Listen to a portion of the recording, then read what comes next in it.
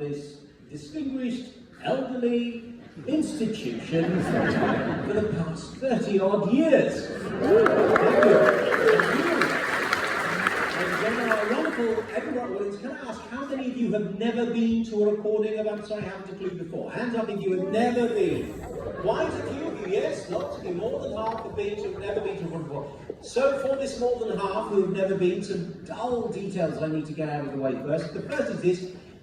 Should you find yourselves, you've heard a remark by one of our wonderful panel, and you find yourselves unsure quite whether or not this remark is funny, do give us the benefit of the doubt. Second thing, in the very unlikely event that the Festival Theatre should catch fire, again, we would ask you not to panic. Not panic, but simply to make your way in an orderly fashion to the many doors marked exit and simply wait for the old lady to come and unlock them. Simply wait for that. Third thing, it's a comedy show and your audience response is all important. So what I propose doing now is I will shout at you, "Hello Edinburgh," at which point I'd like you to reply, "Please don't patronise us with your pointless audience participation." 1, 2, 3. Hello Edinburgh! Please don't patronise us with your You short-term memories going on. It's the age demographic of this show. You can be forgiven. Yes, so it is a comedy show and it's on the radio. We can't even smile on the radio. So what I propose doing to test these big laughs that we love to hear from you is telling you some genuinely funny jokes. Genuinely funny jokes. They've all been scientifically tested, just to sort of, test your response. First joke concerns a moth. This moth goes to a chiropodist. The chiropodist says, "How can I help?" And the moth says, "Well, to be honest, I'm not sure you can. My wife has just left me, my daughter has eloped with someone twice her age, and my son just reminds me of everything I hate about myself, and I'm considering ending it all." And the chiropodist says, "Goodness, well, I think you might be better off going to see a psychiatrist. Can I ask why it is you came to see me?" And the moth says, "Well, the light was on."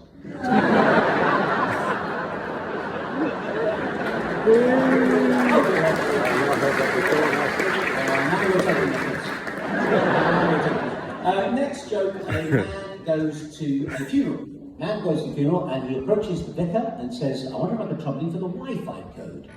And the vicar says, "Please show some respect for your poor dead mother." And the man says, "Is that all lowercase?"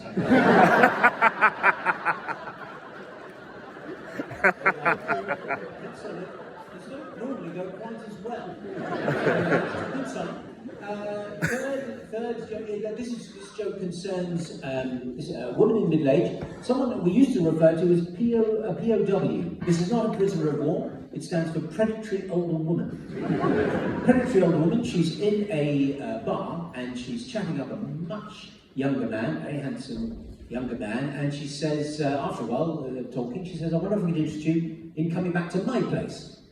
And he thinks about this briefly before saying, "Yes, I think you could." So they go back to her place and she tips another drink, she dims the lights, she snuggles up next to him on the sofa, and then she says, "I wonder if I could interest you in a mother-daughter threesome." Yes. And he thinks about this briefly before saying, "Yes, I think you could." So she stands up and shouts, "Mom!"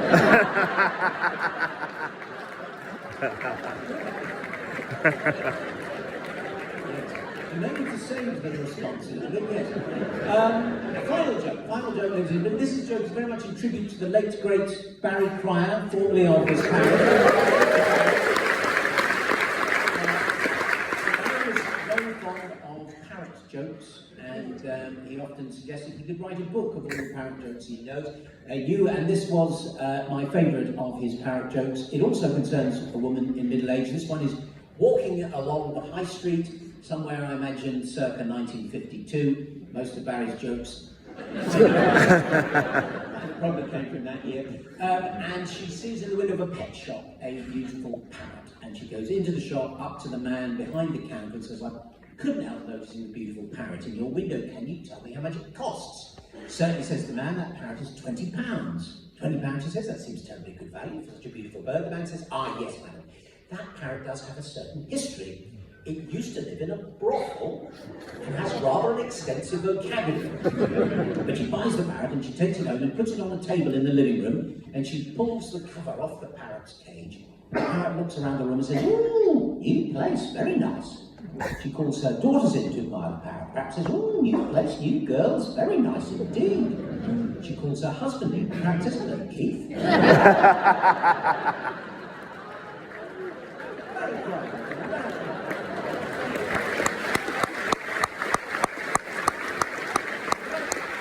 Time now, ladies and gentlemen, to introduce you to our splendid cast. First up is someone I used to describe as the most distinguished ivory tickler on the wireless, but I think he's probably the only piano player on the radio these days. He is the wonderful Mr. Colin Searle.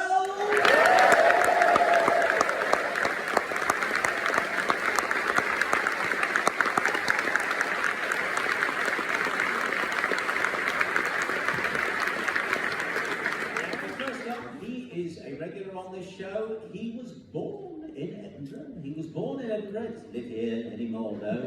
But he was born in Edinburgh, and he is, without question, the finest impressionist of his generation. He is Mr. Rory Bremner.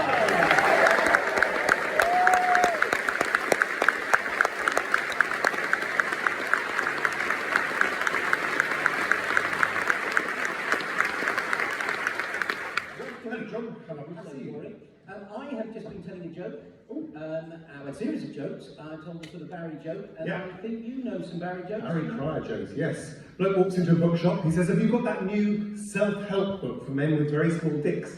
And the lady says, oh, I don't think it's in yet. He says, that's the one.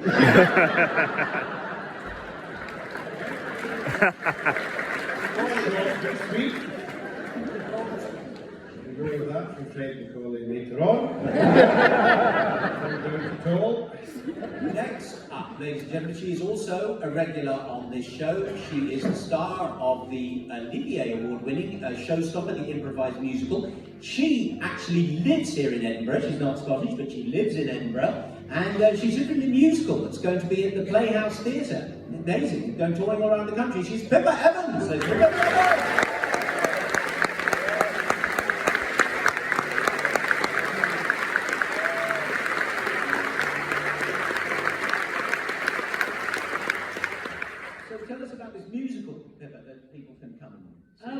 Yes, it's called, now that's what I call a musical, and it's going to be at the Playhouse actually, it's going to be at the Playhouse in February next year, and actually if everybody here buys a ticket, I won't have to do this anymore. Do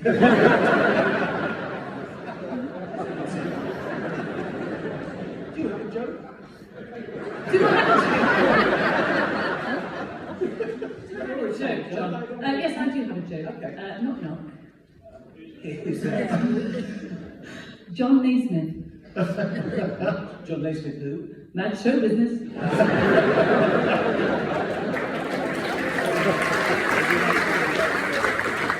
They belittle me.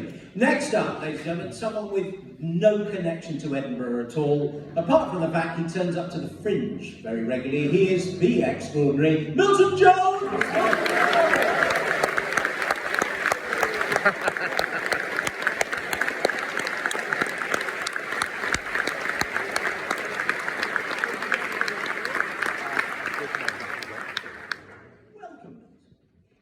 Do you have a joke?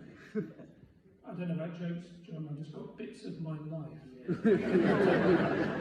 I remember years ago being at my grandparents' house, and on the table there was a chocolate cake, and my grandfather looked over at me and he said, go on, no one's looking.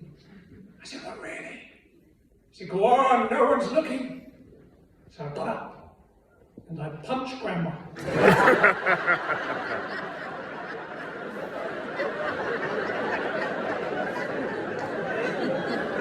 Jones.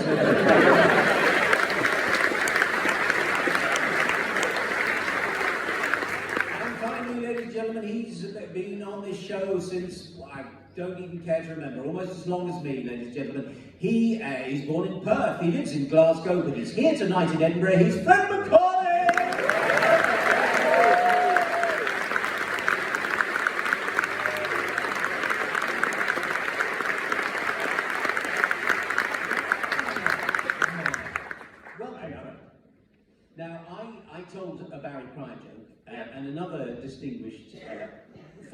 member of this show, now sadly passed, was Jeremy Hardy. Yes. And you worked with Jeremy quite a lot on the news quiz. Yes, yeah. And I remember there was a story you told that is attributed to him. And I can tell it again. And, First of all, I would like to point out that between us, Milton and I have a fine head of hair.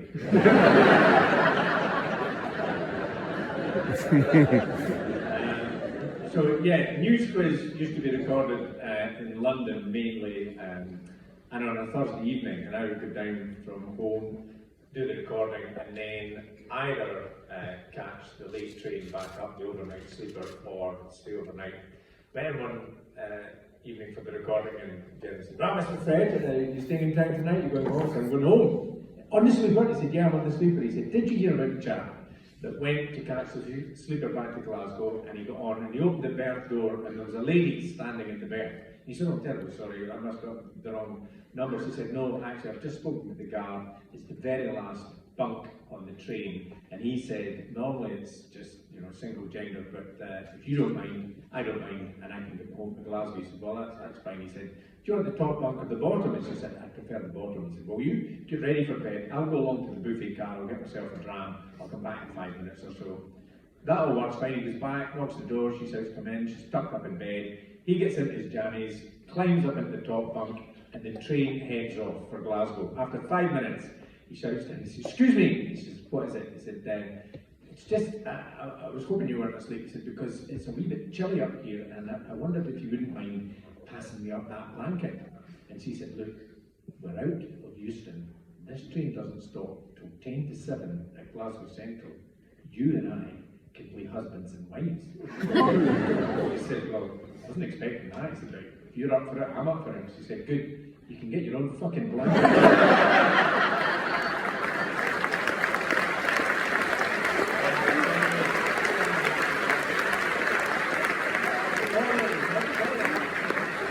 And finally, ladies and gentlemen, please welcome your host for this evening, Mr. Jack Dean.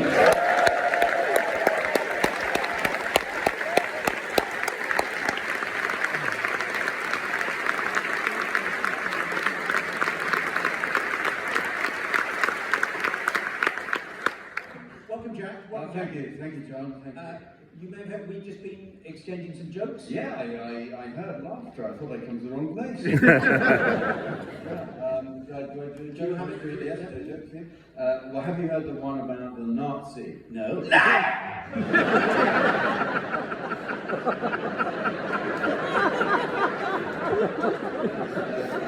Well, one more quick one. Another Jeremy joke. One you like to tell was there's a chap goes to the doctor, and the doctor says, "I've really got some bad news for you. You have to stop masturbating."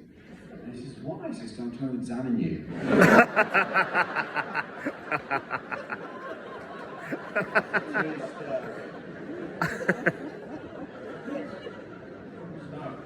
Can I ask why my microphone isn't right? Do you know, it's very sweet. I was looking at Fred before he came on. He's looking at his phone, and on his home screen on his phone, he's got a lovely picture of his wallet.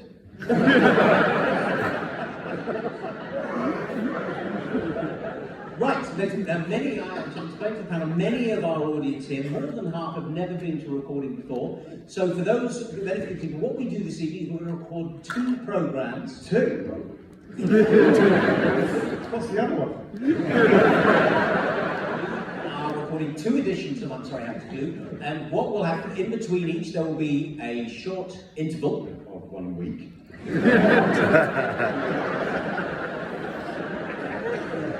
of a mere 20 minutes, during which you're encouraged to drink heavily at the bar. What will happen now is the Superstar tunes, the first of these shows will be played in, and I would be very grateful, please, at the mention of Jack's name, if you would applaud, possibly cheer as if a very amusing show is in prospect. Are we ready, Jerry, in the van?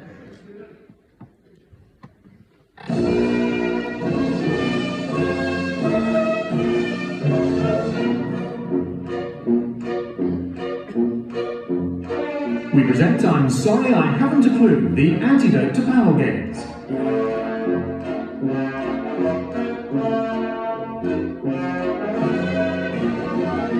At the piano is Colin Sell, and your chairman is Jack Dean.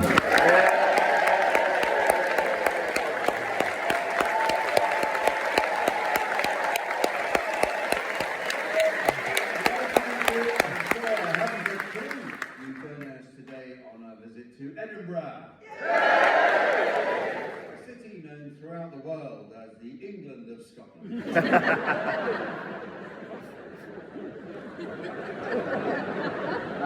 Edinburgh replaced Perth as Scotland's capital in 1437. Originally resentful, the people of Perth eventually came to support the move, as it meant every August its streets weren't filled with entitled, leafleting bloody students. During the medieval era, it was common for the city's inhabitants to spend their entire lives behind the city's walls, never leaving Edinburgh. If you're wondering what that must have felt like, just buy a ScotRail season ticket. Edinburgh Castle, also known as Castle Rock, sits atop an extinct volcano that last erupted nearly 340 million years ago. Castle Rock isn't Scotland's highest volcanic feature, however. That record actually goes to a protuberance in Lanarkshire, which is known locally as Kilimanjaro.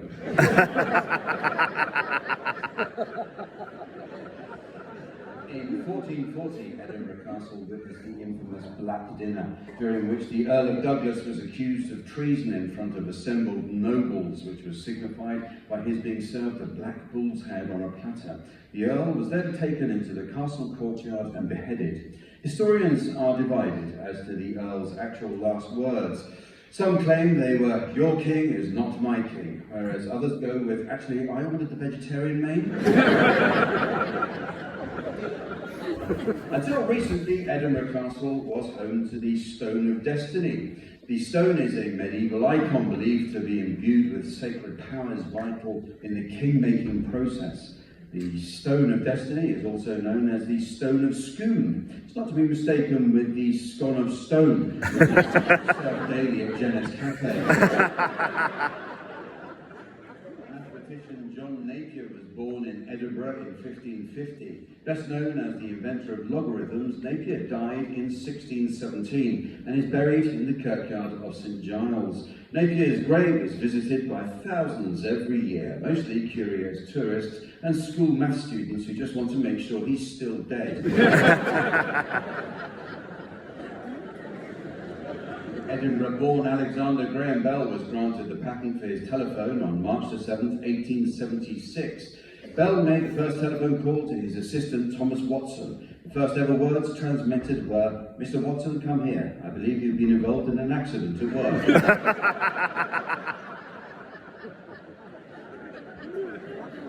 Robert McVitie invented the Jaffa cake in 1927. Of course, nowadays we regard the Jaffa cake as an everyday tea-time staple. But in 1927, the orange-based treat entered the record books as the first ever fruit willingly eaten by a Scottish person. For listeners in Cumbernauld, an orange is a round citrus fruit.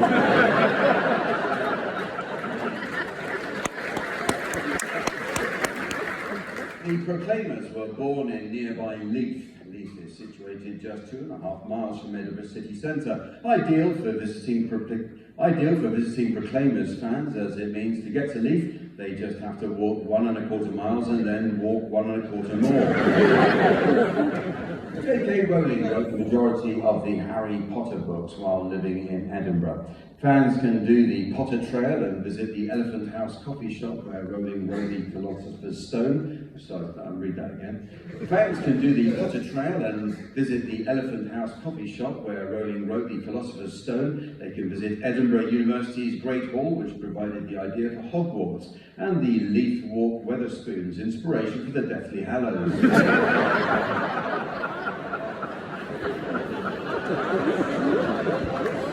By the way, that's Harry Potter, not to be confused with the round plastic item found in the corner of every Krishna kindergarten, the Harry Potter. The Harry Potty. Okay, I wrote that on the way up as well.